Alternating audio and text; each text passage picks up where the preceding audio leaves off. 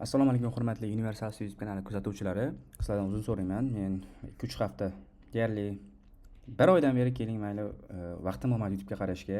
Faqat Telegram orqali hammaga yordam berayotgan edim.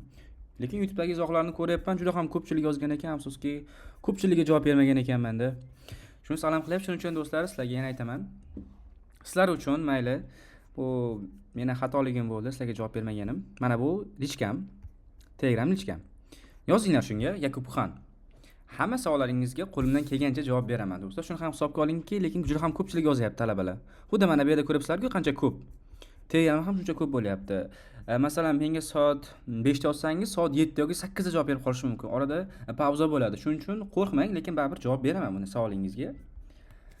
Yana bir bor uzr so'rayman do'stlar. Albatta ataylab qilmadim bu ishni, chunki juda ham ko'pchilik menga yozishadi, ishlar bilan band edim. YouTube'ga qara olmay qolibman. Va sizlar uchun aytganimdek qaytadan hamma savolingizga javob beraman, lekin Telegramda yozsangiz bas. Mana bunday qilib misol uchun yozyapti, bularga ham Telegram orqali javob bera olaman.